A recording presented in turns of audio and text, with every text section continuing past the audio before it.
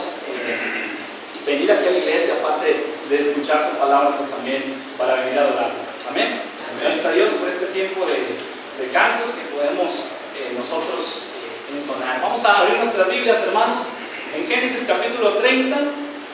Es un tema que ya hemos estado, este libro estamos estudiando de una forma expositiva, y este libro de Génesis que nos ha servido, yo creo, a todos para nuestra vida del día a día. Si la semana pasada pudo estar usted en la predicación de la palabra de Dios, pues va a haber mucha relación entre lo que hablemos esta mañana con lo que vimos la semana pasada acerca de esta perspectiva que como creyentes necesitamos tener todos los días, no solamente los domingos que nos congregamos aquí en la iglesia. Recordar que esta perspectiva que tenemos como creyentes abarca toda nuestra vida, y es así porque el Señor ha puesto su imagen, su semejanza en nosotros, pero ha puesto también un corazón regenerado, hermano. Si usted es un cristiano verdadero, pues tiene un corazón ya regenerado que desea conocer cada vez más de Dios, que desea conocer más de su palabra, y que no andamos por ahí inventándonos cosas, ¿verdad? Sino que vamos a la palabra de Dios para saber, conocer, escuchar lo que Dios nos dice en esta mañana, que nos va a servir para nuestro diario caminar durante toda la semana. Entonces, vamos a abrir nuestras Biblias en Génesis capítulo 30 y vamos a orar. Cuando lo tengamos ahí, díganme amén. Vamos a orar en esta mañana. Vamos a orar, hermano. Gracias te damos, Señor, en esta hora, en esta mañana, que nos das esta oportunidad de poder reunirnos. Gracias porque has puesto una iglesia local en esta cuadra, en esta colonia.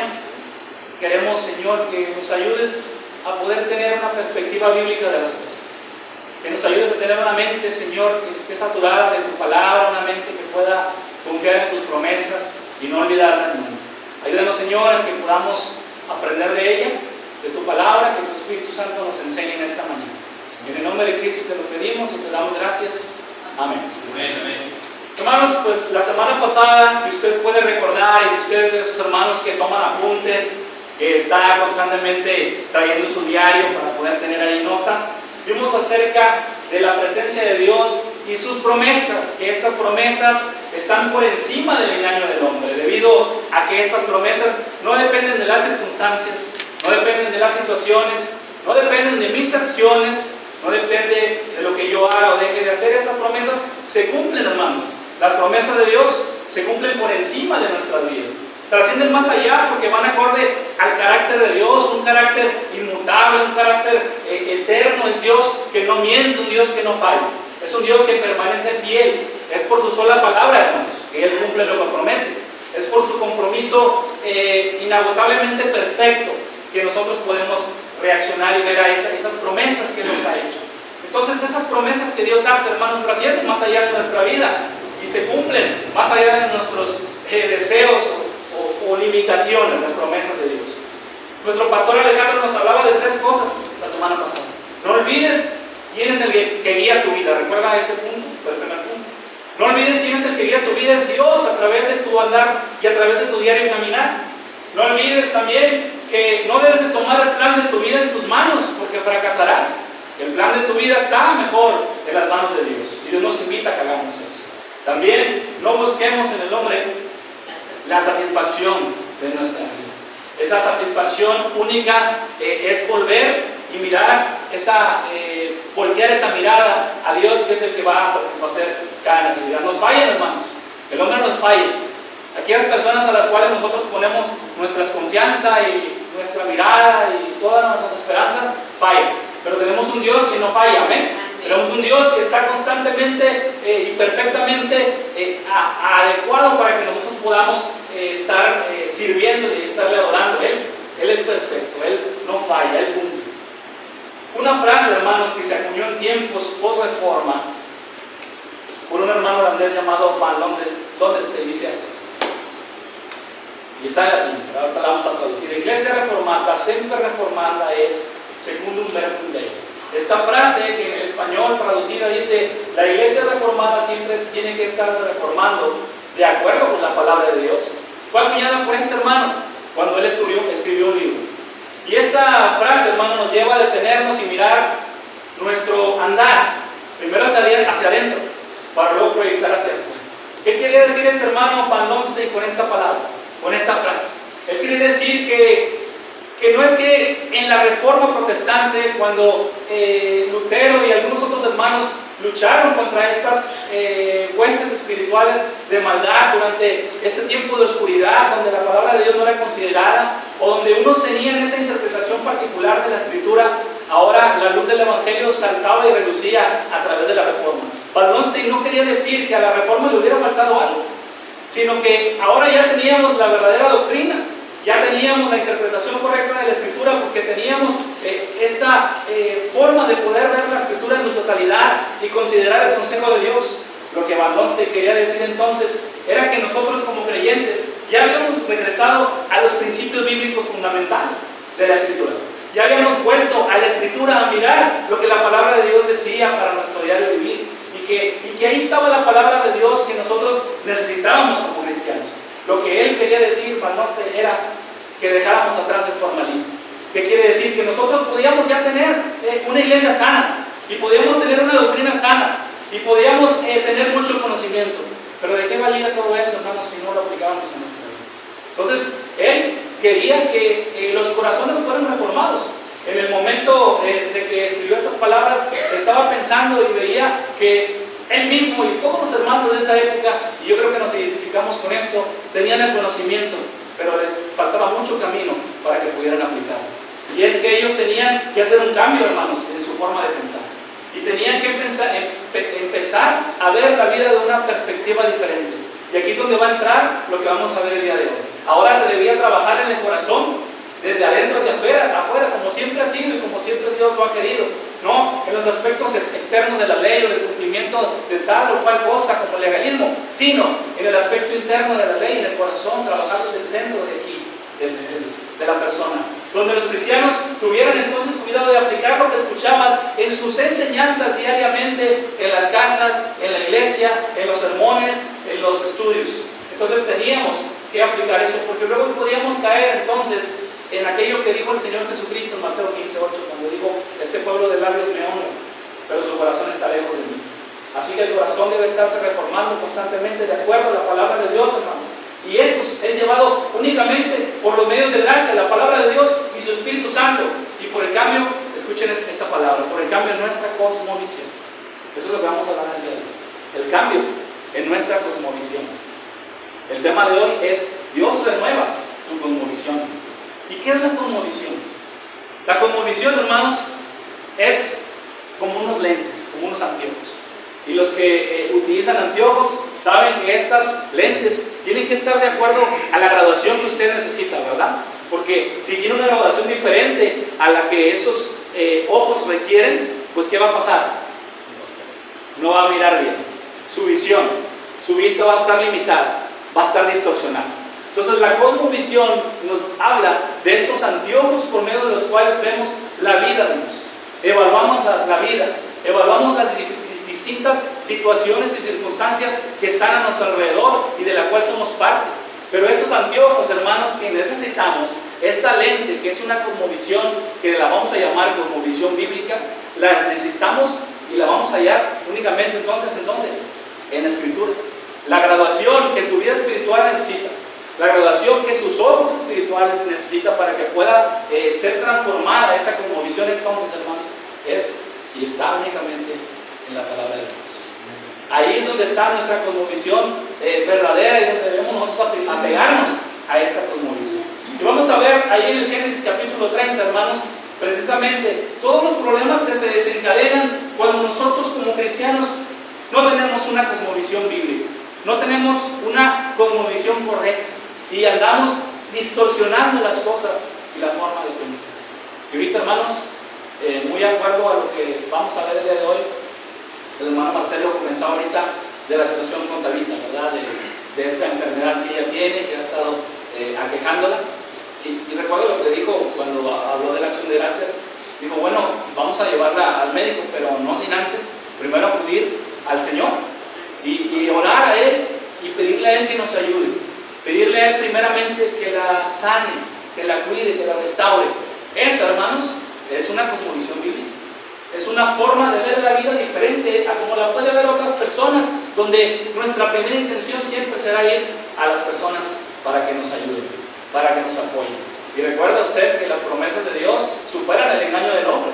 Las promesas de Dios van más allá de estos hombres que nos pueden fallar. El médico puede fallar, pero el médico de médicos, el Señor Jesucristo, Él no falla. Y esa cosmovisión es la que debe de reinar en la vida, no solamente de los hermanos de esta iglesia, sino de cada cristiano en el mundo. Una cosmovisión bíblica. Entonces, hermanos, ¿qué cosa sucede cuando nuestra cosmovisión está distorsionada? Cuando los lentes a través de los cuales vemos la vida es una cosmovisión muy terrenal. Sucede lo que vamos a ver aquí. Versículos del 1 al 8. Génesis, capítulo 30. Lo voy a leer y lo vamos a estar explicando. Dice: viendo Raquel que no daba hijos a Jacob, tuvo envidia de su hermana y decía a Jacob: dame hijos o si no me muero. Y Jacob se enojó contra Raquel y le dijo: ¿soy yo acaso Dios que te impidió el fruto de tu vientre? Y ella dijo: he aquí mi sierva Bila, llégate a ella y dará luz sobre mis rodillas, y yo también tendré hijos de ella.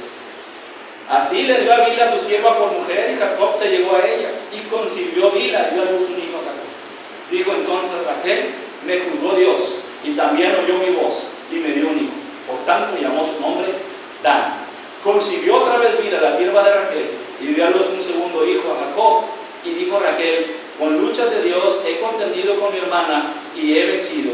Y llamó su nombre Neftalí.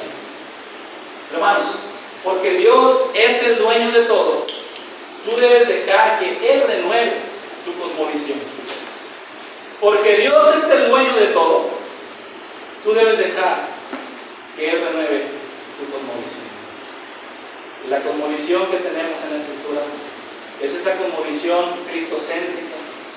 Cristo como dueño de todo lo que nos rodea, Cristo como dueño de nuestra realidad particular y grupal, nuestra realidad como iglesia, nuestra realidad como sociedad, nuestra realidad como gente del Estado Civil de Nuevo León y de la República Mexicana. Cristo controla y es dueño de esa realidad. Él y solo Él, a través de su palabra, de su evangelio y de su espíritu, puede renovar esa cosmovisión. Porque Dios es el dueño de todo, tú debes dejar que Él renueve tu cosmovisión. Porque tu cosmovisión, hermanos, debe de apuntar al cielo. Tu cosmovisión debe estar dirigida arriba. Tu cosmovisión no debe de basarse en las circunstancias, en las situaciones por las cuales atravesamos, sino que debe trascender a eso. Y eso lo vemos en la Escritura. Aquí, hermanos, debe haber un cambio de perspectiva. La cosmovisión de todo hombre y mujer, esas lentes por las cuales vemos la vida, deben apuntar a la misma persona de Dios, dejando lo terrenal de lado y confiando en sus promesas. Nota usted cómo Raquel aquí dice de la Escritura: viendo Raquel. Pero ¿hacia dónde estaba viendo Raquel, hermanos? Viendo Raquel, dice ahí la Escritura, que no daba hijos a Jacob. ¿Tuvo qué? Envidia de su hermana Lea. Y decía a Jacob: dame hijos o si no, me muero.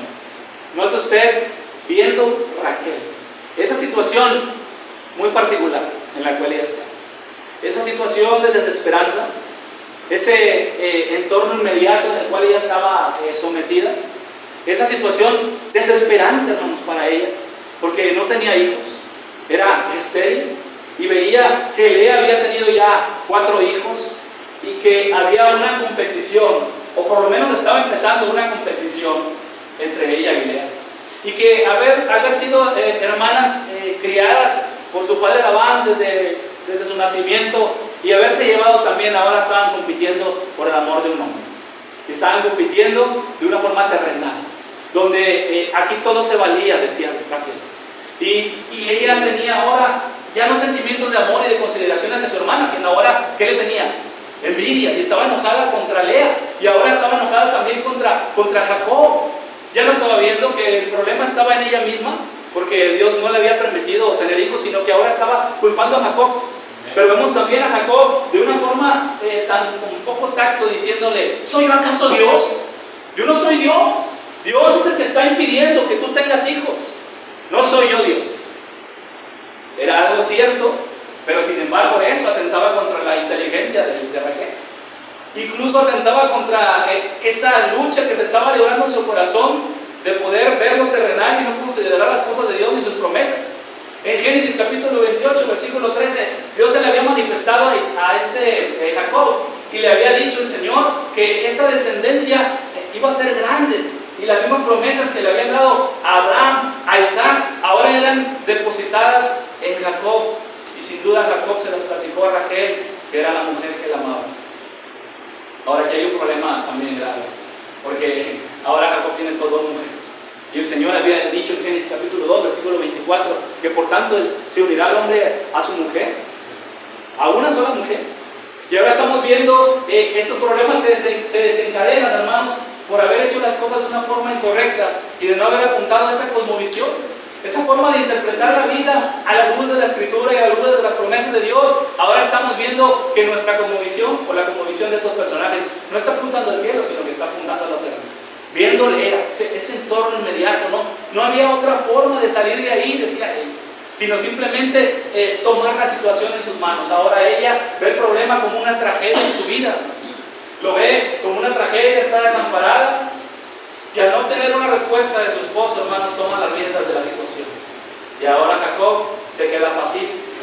El peligro de la pasividad, como vimos nosotros los varones en esa masculinidad bíblica, el no ser pasivo. Bueno, Jacob aquí está siendo pasivo ahora y está dejando que Raquel tome esta decisión de poder tomar en sus manos las riendas. Y ahora vemos aquí que Raquel con toda dificultad toma en sus manos las riendas y le dice a Jacob una forma de resolver el problema: toma a mi sierva Bila para que a través de ella yo pueda tener una familia. ¿Y nota usted, hermano, cómo está todo este tipo de escenario desarrollándose en un plano muy terrenal? ¿Dónde vemos y dónde estamos viendo aquí la presencia de Dios? Dios está así, pero ellos no lo ven. Dios está así, pero no lo ven. Así estamos a veces como creyentes. Estamos en medio de dificultades, de luchas, de pruebas, pero vemos las cosas y somos muy dados a ver lo material solamente. Y si no tenemos el dinero, y si no tenemos los recursos, y si no está tal o cual persona, y si mi familiar no me ayuda, y si mi esposa no hace esto o aquello, pero no miramos hacia adentro a esa lente que necesitamos cambiar y ponernos la lente correctamente graduada, que es la cosmovisión bíblica, y podamos entonces entender que las promesas, que las cosas que pasan, todo eso depende de Dios y no de nosotros. Y aquí Raquel está luchando con eso y está manifestando tener entonces una cosmovisión incorrecta. Desde la perspectiva de Raquel, hermanos, según ella iba ganando en esta competencia. ¿Recuerda usted cuando dice, me juzgó Dios y también oyó mi voz y me dio un hijo? Por tanto llamó su nombre, ¿verdad? Versículo 6. Y no en el versículo 8, con lucha de Dios he contendido con mi hermana y he vencido. ¿Nota usted la distorsión de la visión de Raquel? La distorsión de su visión por su estado pecaminoso, por la forma que ella estaba afrontando las cosas. Ella decía, estoy ganando. ¿Cuántos hijos tenía Lea hasta este momento? Rubén, Simeón, Leví y Judá. 4. ¿Ella cuántos tenía? 1. Nació el segundo. 4 contra 2. ¿No sabía matemáticas? Sí sabía, pero ella decía, Dios me ha juzgado. ¿Y sabe qué quiere decir eso? Dios me ha dado lo que merezco, yo me lo merezco. Yo me merezco esto que estoy, por lo cual estoy luchando en mis medios, pero me lo merezco. Si notan la distorsión, notan la forma equivocada de poder abordar las cosas. Yo me merezco esto, Dios me lo tiene que conceder, porque he sufrido tanto. O sea, yo he tratado de hacer las cosas bien, pero no se han dado. Ahora yo creo que si tomo las riendas de mi vida a costa de mi esposo, de su liderazgo, voy a olvidar eso y van a marchar las cosas mejor. De hecho, ya tengo 2 hijos y voy ganándole a mi hermana. 4 contra 2. ¿Le iba ganando realmente? Como nos dijo el pastor la semana pasada, en esa elección que les dio las cuantas, ¿se recuerdan de la vestimenta? No me acuerdo si se les platicó aquí, no sé. ¿Quién ganó y quién perdió? Pues las dos ganaron, decía él. Porque se llevan una perspectiva correcta de lo que es la cosmovisión bíblica, pero aquí Raquel no tenía esa perspectiva correcta y había distorsionado esa forma de ver la vida. Ahora, hermanos, tenemos algunas cosas que aquí podemos ver para nosotros. Número 1, si tu tendencia es siempre mirar lo terrenal y ver los problemas y las dificultades como obstáculos para que nosotros los podamos afrontar sin recurrir al Señor, estamos equivocados. Esa no es la cosmovisión que debemos de tener. Ahora, como esposos, necesitamos pedir sabiduría a Dios, hermanos, para no ser ásperos con nuestras esposas cuando ellas están pasando por alguna situación complicada, como la estaba pasando Lea. Ella necesitaba de un consejo de su esposa. Pero ¿qué obtuvo a cambio de eso? Un reclamo y un regaño, diciéndole: yo no soy Dios. Tú estás así porque Dios te tiene así, pero yo no soy Dios. Él no le dio ningún principio bíblico, no le enseñó, no fue su pastor. Entonces, esos como esposos necesitamos aprender, pedirle a Dios sabiduría, que podamos nosotros ser los líderes de nuestro hogar. Las esposas en situaciones difíciles necesitan depender de Dios y confiar en su palabra. Y además, atender el consejo de su esposo en el liderazgo que el Señor le ha dado en su familia. Hermana, sabemos que esas cosas batallamos con ellas, porque quizá lo que nuestro esposo nos dice y el camino por el cual él va, mientras no vaya contrario a la palabra de Dios, como esposas deben de seguir, deben de apoyarlo, deben de reconocer su liderazgo. Entonces es importante que podamos entender eso. Y por último, recordemos que no merecemos nada bueno, lo que tenemos es por gracia de Dios. Como decía Lea, yo me lo merezco, ¿no? Lo que tenemos es por gracia de Dios, quien quiso revelarse a nosotros y hacernos parte de su familia, y que hemos de practicar misericordia para con los demás. Ver al Señor en cada aspecto de nuestra vida, y así cuando Cristo regenera tu vida, hermano, a través del Evangelio, esta transforma tu cosmovisión y te lleva a pensar en que cada paso que damos, cada decisión que tomamos, cada cosa, hermanos, que pensamos y que decimos, debería de tener esta cosmovisión bíblica. Y escuche esto: la cosmovisión del cristiano toma en cuenta a Dios en todo. La cosmovisión bíblica, la cosmovisión del cristiano debe tomar en cuenta a Dios en todo. Porque Dios es el dueño de todo, hermanos. Tú debes dejar que Él renueve tu cosmovisión, porque tu cosmovisión afecta a otros. Dice el versículo número 9: viendo pues Lea que había dejado de dar a luz, tomó a Silpa su sierva y la dio a Jacob por mujer. Y Silpa, sierva de Lea, dio a luz un hijo a Jacob. Y dijo Lea: vino la aventura, llamó su nombre Gad. El versículo número 12 dice: luego Silpa, la sierva de Lea, dio a luz otro hijo a Jacob. Y dijo Lea: para dicha mía, porque las mujeres me dirán dichosa. Y llamó su nombre así. Porque Dios es el dueño de todo. Tú debes dejar que Él renueve tu cosmovisión, porque tu cosmovisión afecta a otros. Indudablemente, hermanos, el contexto inmediato que afecta a nuestra cosmovisión es a nuestra familia. Ese es el contexto inmediato. Y note usted aquí cómo Raquel está afectando la forma de obrar y de actuar ahora de su hermano. Viendo pues Lea, ve también la situación complicada, ve la dificultad, ve la competencia en la que está entrando ahora Raquel contra ella, y ve que si Raquel está confrontándola, ella no se va a dejar, y ahora también va duro y directo, de una forma frontal, a atacarla también, y toma el mismo ejemplo de ella. Ahora bien, hermanos, si bien es cierto que cada uno de nosotros es responsable de actos y decisiones que tomamos, no podemos pasar por alto que la forma que vemos la vida, que la interpretamos, eso impacta también a los que nos rodean, para bien o para mal, dependiendo de cómo está nuestra convivencia. Ahora aquí Raquel está en pelea contra Lea. Lea ahora toma la misma decisión de ahora seguir complicando ese desliz de la situación familiar. Ahora ya no nada más con 3 mujeres, sino que ahora ella toma a otra sierva de ella, de una forma que en la cultura en esa época esto era válido por si no que podías tener hijos, pero hasta este momento Lea sí había tenido. No existía esa necesidad de tomar también a esta sierva para que ella también pudiera incrementar los hijos que ahora le pertenecían a Lea. Pero ¿sabe por qué hacía Lea esto, hermanos?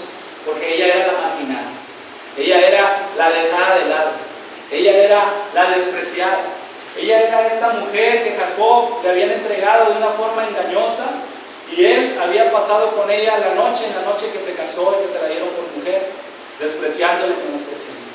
Imagínense esa imagen cuando va y le reclama a Labán: esta mujer no es la que yo quiero, esta mujer no me gusta, yo no deseo a esta mujer, yo no trabajé por ella, yo amo a la otra, amo a Raquel. Imagínense en el corazón de Lea esta situación. Y había batallado y había arrastrado esto durante todo el tiempo que estuvo con Jacob. Pero ahora, hermano, note usted cómo está esta distorsión en su cosmovisión también.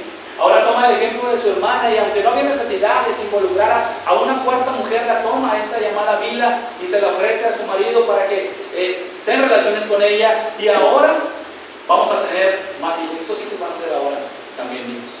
Y voy a poder acrecentar ahora esta riqueza, y ahora sí mi marido va a venir a vivir conmigo. Porque dicho sea de paso, hermanos, Jacob no vivía con ella.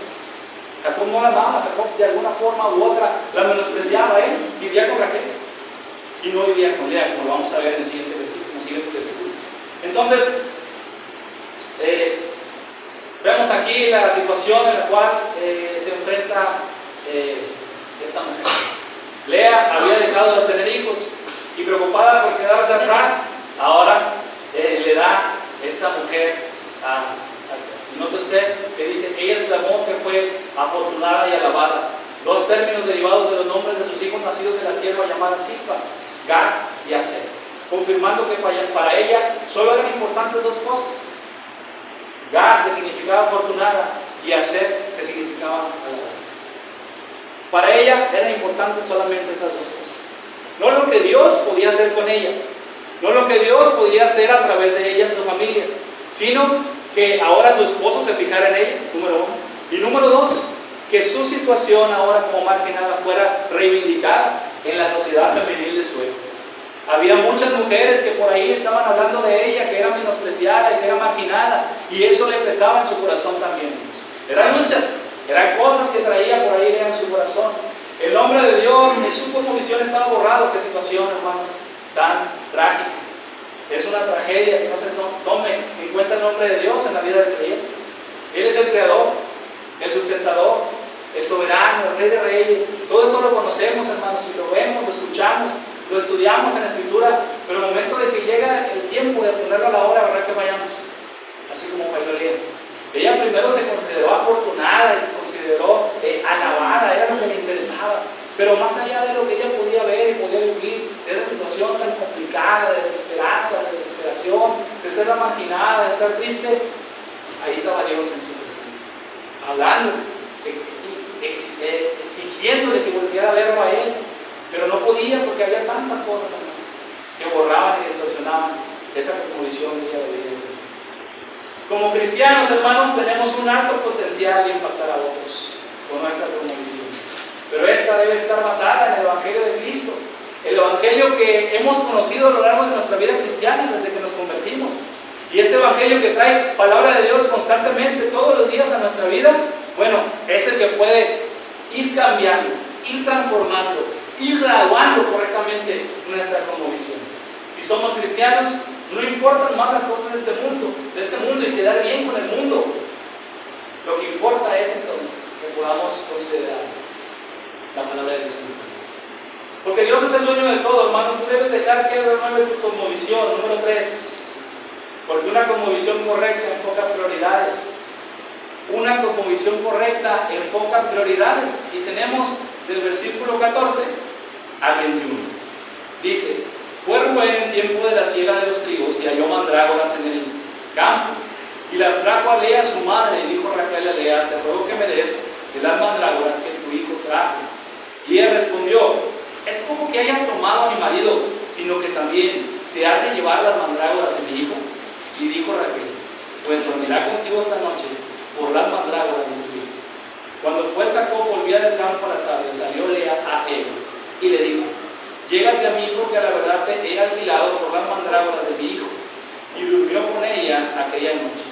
Y oyó Dios a Lea y concibió, y dio a luz el quinto hijo a Jacob. Y dijo Lea: Dios me ha dado mi recompensa, por cuanto di mi sierva a mi marido. Por eso llamó su nombre Isaacar. Después concibió Lea otra vez, y dio a luz el sexto hijo a Jacob. Y dijo Lea: Dios me ha dado una buena dote. Ahora morará conmigo mi marido, porque él le ha dado a luz 6 hijos. Y llamó su nombre Saúl. Después dio a luz una hija, y llamó su nombre Bilha. Una cosmovisión correcta enfoca prioridades. Y aquí, hermanos, como la cosmovisión de esta familia estaba distorsionada, estamos viendo que ahora están peleando por trivialidades, están peleando por cosas que son como supersticiones, por cosas que ni siquiera eran reales y ni siquiera estaban comprobadas, pero que para ellos sí eran reales, como la adquisición por parte de Rubén de esta planta que se creía desde la antigüedad, desde los tiempos en que vivían Raquel y Lea, que tenía efectos directos sobre la esterilidad y que podía hacer a las mujeres más fértiles. Ahora ellas están invirtiendo su vida en poder conocer recursos botánicos o recursos de plantas que les pueden ayudar.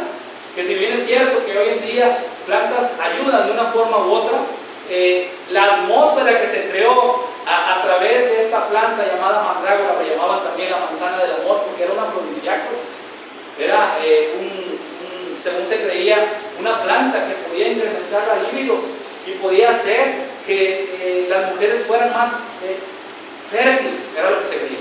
Pero noten ustedes hasta dónde estaban llegando, pelear por una planta que se encontró el muchacho, cuando andaba caminando por ahí, andaba pateando una piedra, y se encontró por ahí esa planta que se le hizo muy extraña, porque de hecho las ilustraciones que hablan de esta planta, que también la utilizaban en la brujería precisamente, era una planta que parecía, cuando la sacabas, parecía una persona con pelo largo, porque tenía sus tubérculos, sus tallos envueltos como si fueran piernas.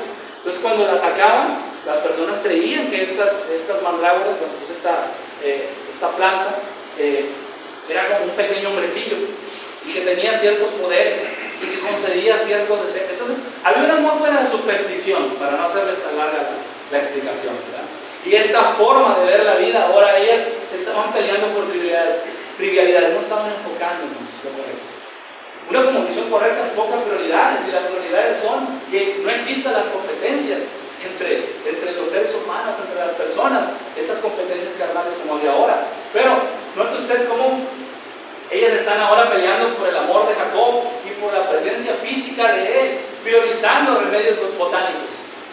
Eso nos habla de una inmadurez espiritual de parte de ellas, una falta de palabra de Dios ahí en la familia, ¿verdad? Y parte de la culpa pues la tenemos los hombres, ¿verdad? En este caso Jacob, porque no le compartía a su familia de esas promesas que habían sido hechas desde tiempos antiguos a sus antepasados, Abraham, Isaac. Ahora, si de competencia se trataba, hermanos, Raquel se recetó un autogol. Si de competencia se trataba, Raquel al negociar las mandrágoras por su esposo, ahora le estaba permitiendo a Lea dormir con Jacob y quedar embarazada, lo cual sucedió, y así ahora ganar ventaja sobre ella. Pero, aunque Jacob durmió con Lea esa noche, la frase que dice, salió Lea a él, no sabe o refleja que Jacob no vivía con ella, y estando desesperada, entonces aceptó la oferta de Raquel. Cuando Raquel le dijo, dame esas mandrágoras porque yo no he tenido hijos propios y necesito que esta planta me ayude. No Dios, la planta. Entonces, ahora Raquel se receta un autogol porque le entrega al esposo, y el esposo en ese momento vuelve a embarazar a Lea, y ahora ella queda en clara desventaja porque no tiene ningún hijo y Lea ya tiene varios. Entonces, nota usted cómo estas distorsiones, hermanos, hacen que no enfoquemos bien las prioridades y que estemos dando tumbos a diestra y a siniestra y no poder enfocar las cosas. Hermanos, la prioridad de nuestra cosmovisión debe estar enfocada entonces en los propósitos de Dios, los cuales vemos en las páginas de la Escritura. Vez tras vez el Señor nos muestra que es necesario vivir obedeciendo a Él, anhelar la comunión con Él, y no solamente con Él, sino que también tener la comunión con los hermanos. Eso es la comunión bíblica, el poder anhelar estar en la presencia de Dios, llegar a Él en oración, poderle escuchar a Él lo que tiene que hablarnos cuando nosotros vamos a su palabra, ya sea de forma individual o de forma colectiva, pero también que podamos nosotros anhelar esa comunión, no solamente con Dios, sino el resultado nos va a ayudar a tener comunión con otros, igual que nosotros también han anhelado esa comunión con Dios, que son los hermanos de Cristo. Entonces, separados de Él, hermanos, dice la Escritura que nada podemos hacer. Si te separas del Señor, entonces tu cosmovisión se va a marchitar y la forma en la que ves la vida va a cambiar, y ahora vas a enfocar tu mente en cosas mundanas y pasajeras. Efesios capítulo 2, versículo 10 nos habla acerca de que Dios preparó obras de antemano para que anduviéramos en ellas. Y estas obras que Dios preparó, hermanos, Son obras que Él le ha dado, te ha dado exclusivamente a ti. Son obras que no le da a nadie más porque están preparadas para ti como creyente. El Señor tiene obras para cada cual de los que estamos aquí, que ha desde la eternidad preparado para que nosotros podamos andar en ellas. Pero la condición, dice Efesios capítulo 2, versículo 10, es que seamos hechos hijos de Dios, hechura suya, creados a su imagen, renovados, con un corazón transformado, un corazón que ahora no huye de Dios, sino que ahora va hacia la presencia de Dios, va en la dirección a donde está Dios, escucha las palabras que Dios tiene que decirnos y obedece la voz que el Señor nos dice. Entonces así cambia nuestra cosmovisión, porque andamos en las obras que Él ya ha preparado. Y Dios, hermanos, cuando prepara estas obras y nos las encomienda, y que Dios tiene ya esas obras destinadas para cada uno de sus hijos, no solamente se cruza de brazos y permite y ve, a ver cómo le va a hacer hermana Lolita, a ver cómo le va a hacer la hermana Irma, a ver cómo le va a hacer el hermano Salvador, a ver cómo le va a hacer Lili. Se cruza de brazos y nos ve. No, el Señor no nos mira de lejos a ver cómo le vamos a hacernos. El Señor nos capacita.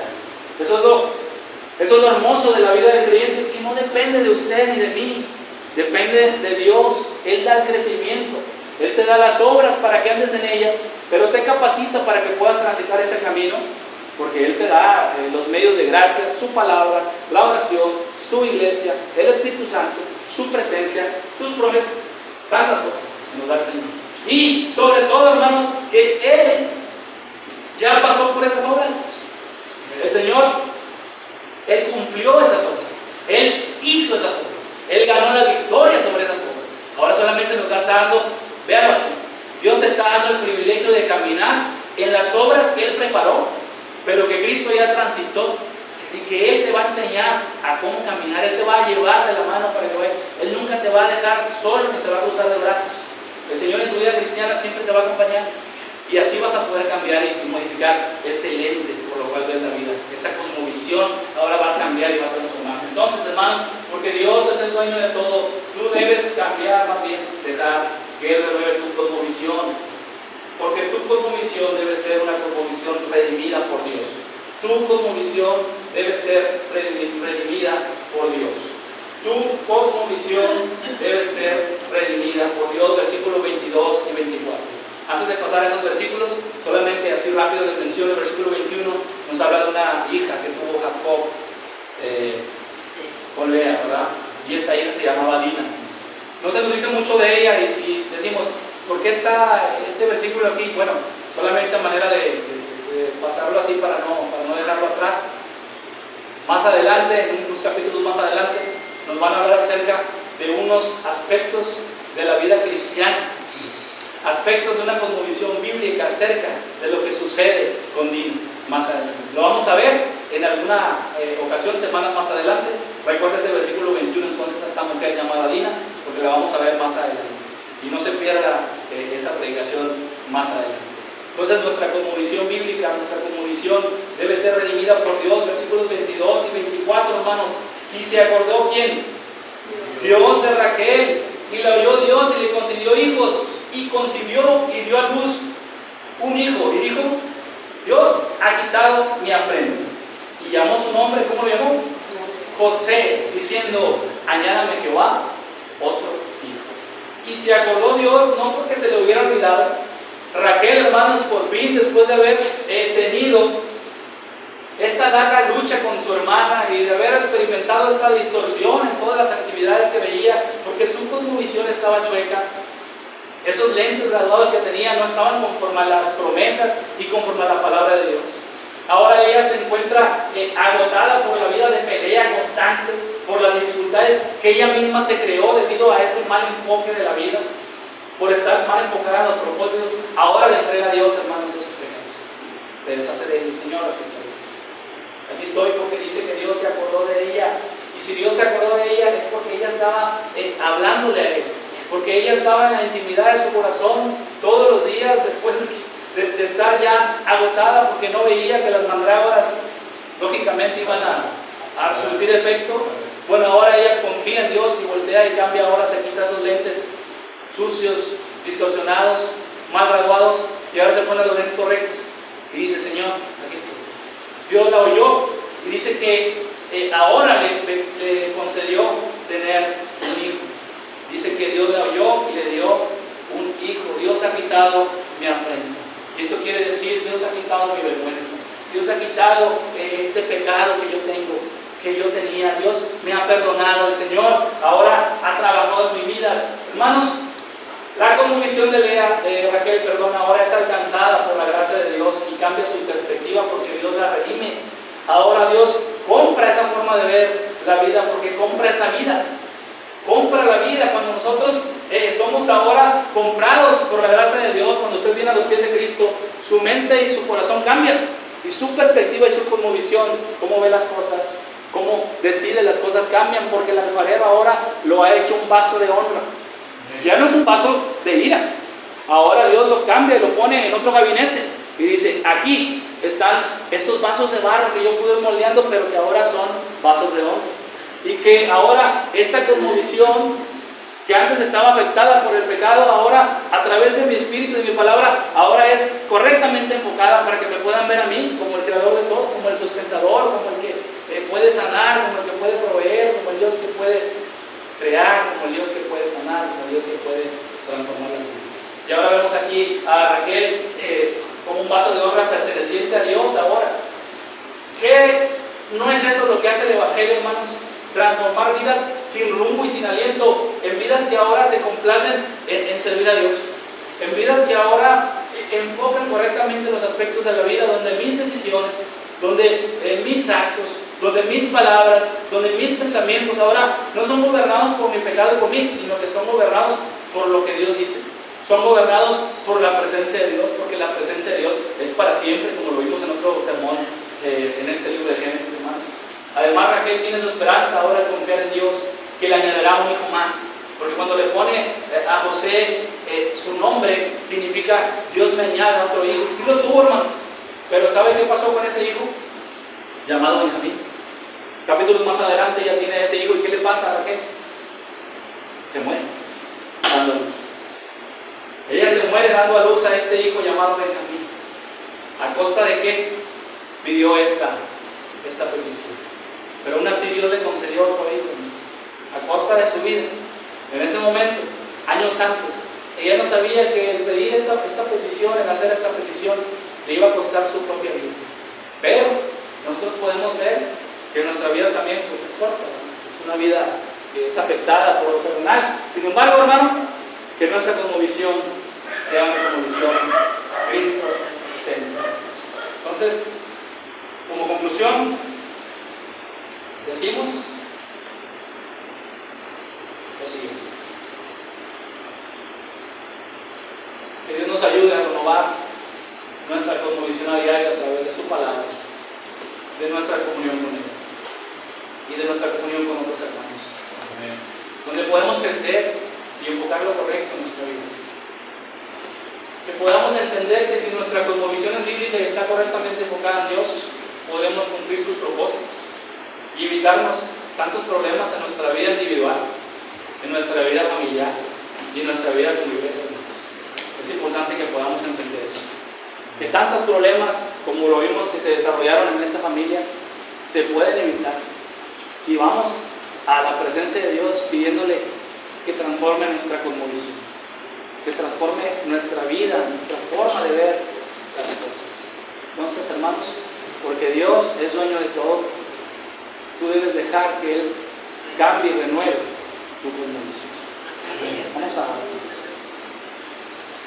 Señor, te damos muchas gracias porque nos enseñas a través de tu palabra, Señor.